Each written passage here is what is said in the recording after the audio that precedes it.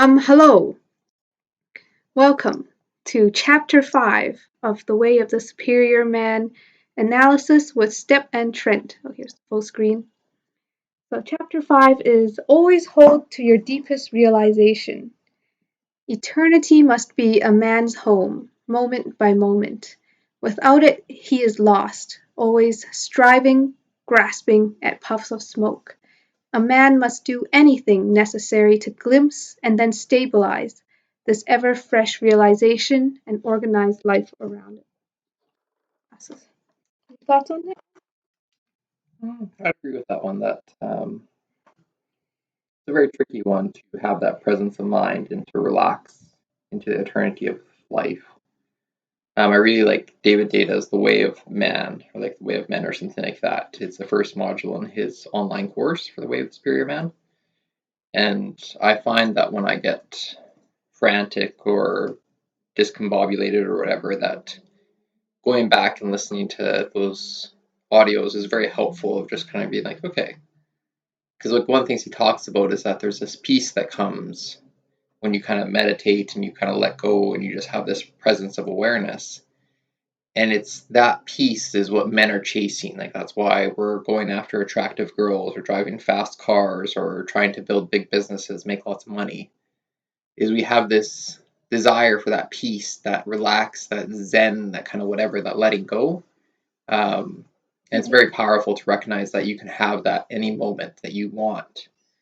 It doesn't mean that you don't have to do anything, but it's like it's not out of a neediness. It's like it's out of a wish to express your deepest gifts and stuff like that. Yeah, and then I just thought it was interesting because, going on a date today with someone, really, really cool, but also with scattered energy. It's very different, like someone who is like grounded in this stable part of themselves, or I should say the eternal part of themselves that doesn't change. They give off a very different energy. There's this like rootedness, I guess is the word, around them, and they just feel so like secure and I guess imperturbable that you just kind of feel safe and you want to open around them. And so I think it is definitely a very desirable masculine trait to root yourself in that. Make your life an ongoing process of being who you are at your deepest, most easeful levels of being. Everything other than this process is secondary.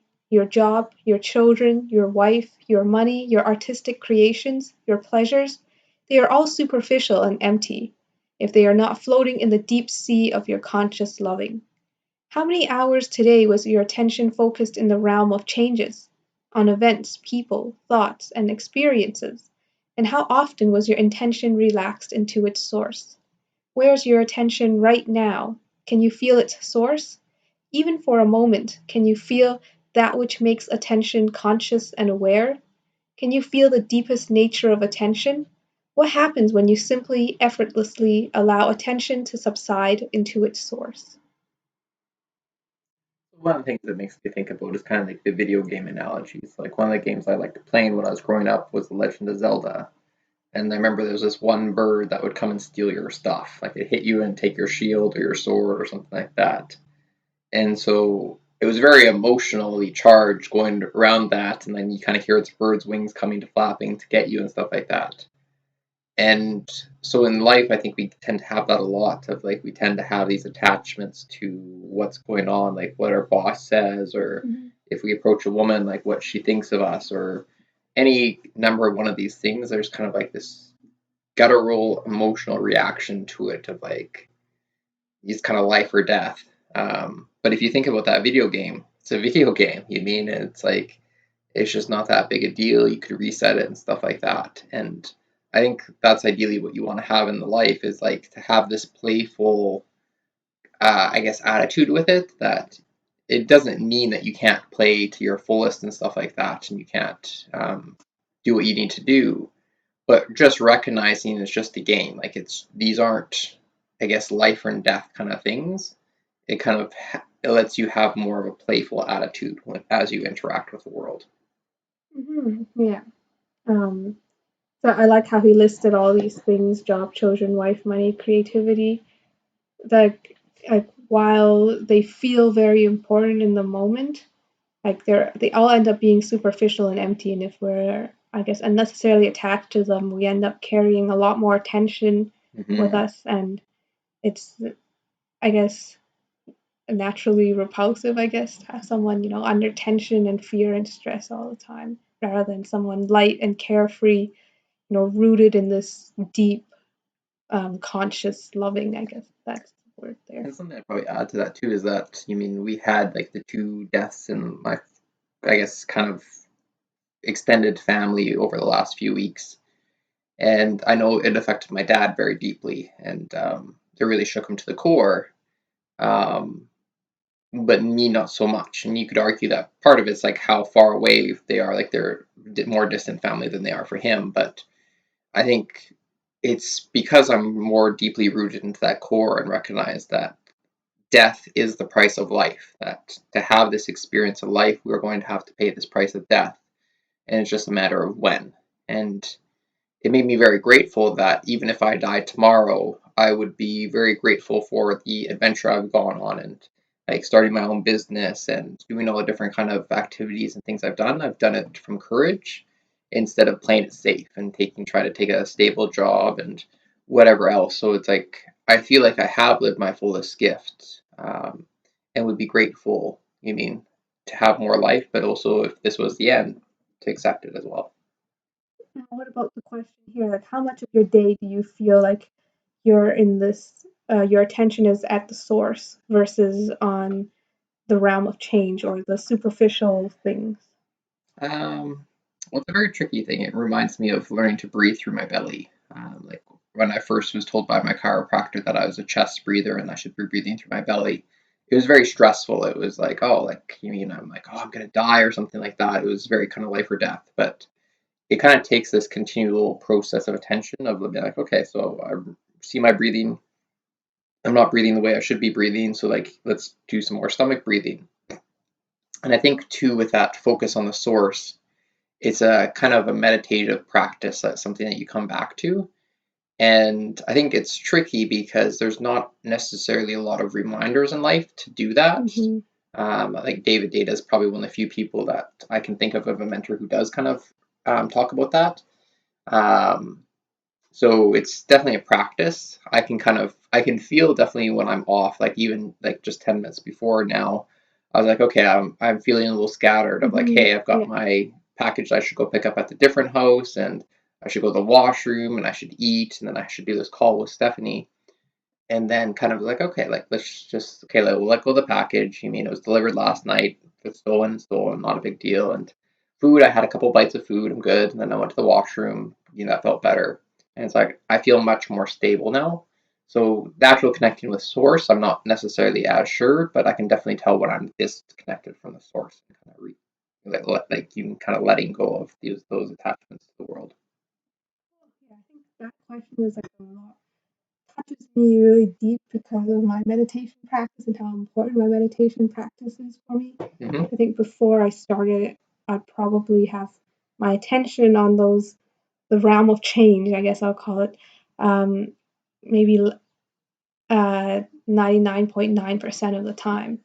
But after I started meditation, it's like I can feel it, I can always go back to my breath and then I consciously relax my body and then just feel back into my heart rather than getting into the whirlwind of life. And I mean, it's difficult sometimes, especially like, for example, on my date, I get nervous and I get into my head, okay, what did they think about me? But then it's because of my practice, it's a lot easier just to like relax my body, just um, and then just kind of from an observer perspective, just be like, okay, this I'm watching Step on her date, and she's relaxing, she's trying to um, serve in her own way by being a good listener and asking good questions. Um, yeah, and just being able to root myself there, it just makes day to day like so much nicer and easier than constantly under that stress and tension. Okay, the source is never changing and always present. It is the constant silent tone behind and pervading the music of life. Feel into this source as deeply as possible, and then reapproach your work, intimacy, family, and creative efforts. When you make money from this source. Find out what happens to the details of your life when you live more consistently from this source.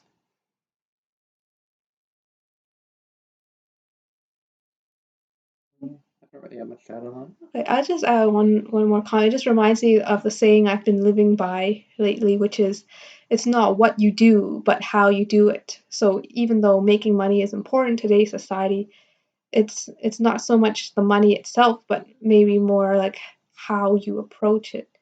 Because I can be, a data analyst working on my computer, or I can be a cashier. But what's more important is how I do it. Am I rooted in my source while I'm doing it? Connected to that conscious loving, or am I under the stress and tension of like I hate this and I just can't wait till it ends because it doesn't. So that's just kind of what I was going to add there. Use aids to support your relaxation. Use aids to support your relaxation into and creation from this source. Read books that remind you of who you are in truth. Spend time with people who inspire and reflect the source to you. Meditate, contemplate, or pray daily so that you steep yourself in the source.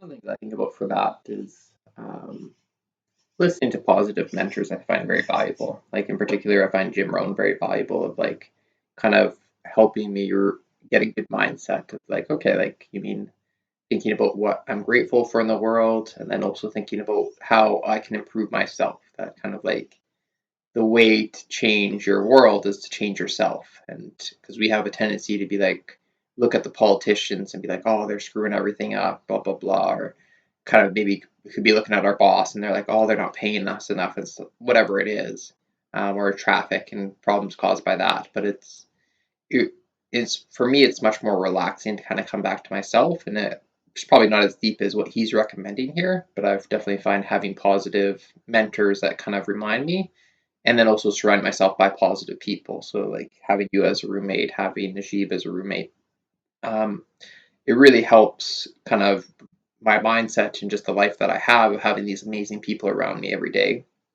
helps keep me in a higher state and not kind of getting caught up as much with the negatives in life. Mhm. I'll just also add that I think this is a really important point because rooting yourself to the source, I think, is like a skill that you can build on. I know that these last 2 days, I had events in the morning, so I wasn't able to do my usual spiritual practice of meditation and reading, and then for the rest of the day, I don't feel as good, or I feel more scattered or more easily sucked into kind of societal demands rather than being in my source. So it's a good reminder, I think. If you are like most men, you have strong habits that rivet your attention to the events and tasks of the day. Days and nights fly by for years, and life slips through your fingers, your attention absorbed in the seeming world of necessary responsibilities.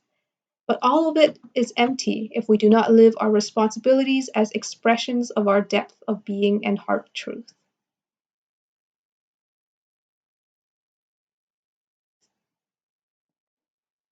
I like it. So it's like a lot of things feel like necessary responsibilities. It's like, how am I supposed to get rid of the stress of paying rent or things like that? But ultimately, it comes back to like you can find that freedom in the moment, right?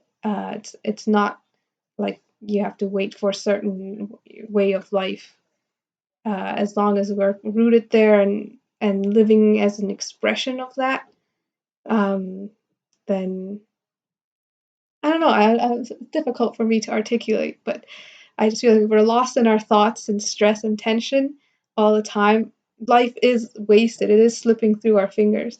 But even if we're doing the same thing, but we're like open and present and connected to that loving consciousness, then I don't consider it a waste. So I guess I'm more process oriented. I think you're more goal oriented. Know eternity. Do whatever it takes. And from this depth of being, live the details of your life. But if you postpone the process of submerging yourself in the source for the sake of taking care of business first, your life will be spent in hours and days of business, and then it will be gone. Only if you are well grounded in that which is larger than life will you be able to play life with humor, knowing that each task is a mirage of necessity. I think he's a very skilled writer. He just sums it up very well. Right? Each task is a mirage of necessity. It's just beautiful. Um, Even if you find yourself in some trivial moment watching TV or cleaning up a mess in the kitchen, feel the truth of who you are. Feel the boundless cognizance in which each instant seems and vanishes. All moments are the same intensity of clarity, completeness, and humor when you meet each moment with your deepest realization.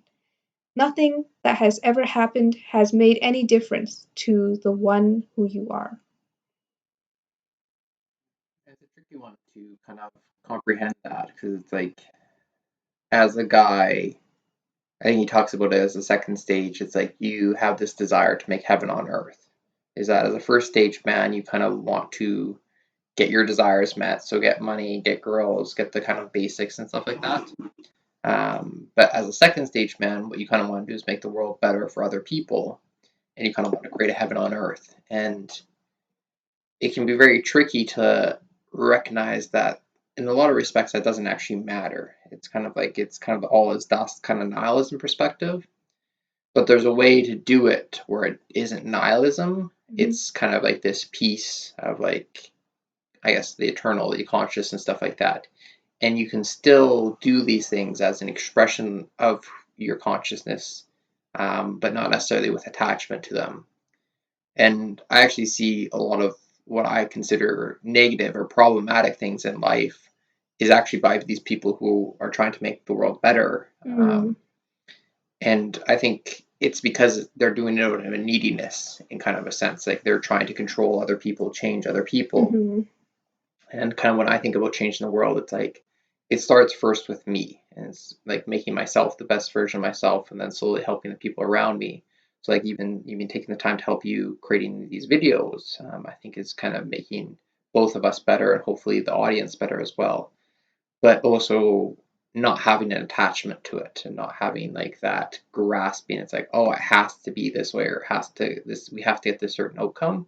Mm-hmm. And just kind of having again that video game appreciation. It's like once you've completed that video game, recognizing that's very similar to life, that it could be fun in the process and you could reach the end of it, but recognize that that didn't really do anything or change anything. And in a lot of cases, that's for the most part what our lives are. Because if you think 5 billion years from now, what we do right now, not really going to have a whole lot of impact on it, Mm-hmm. but we can, you mean, have enjoyment in the process of, which I think adds a lot of meaning. Yeah. And I'll just add a moment here. It's very interesting, like it says, even if you find yourself in some trivial moment, right, feel the truth of who you are. I struggled with this a lot before. So, for example, brushing my teeth, right? Back then, I can't just brush my teeth. I always have to be watching something or reading something or engaging my mind in some way because I found brushing my teeth so boring. But after my meditation practice or connecting to that openness inside, then when I connect to that openness, then brushing my teeth is actually doesn't feel like so much of a chore or burden anymore. I can just connect to that feeling of kind of love and openness, and it it feels great. And it's kind of nice to not be so reliant on always mentally stimulating myself and rather just kind of rooting myself from a really deep place, regardless of what I'm doing. Cool. Thanks, 20. And thanks for watching. We'll see you next time.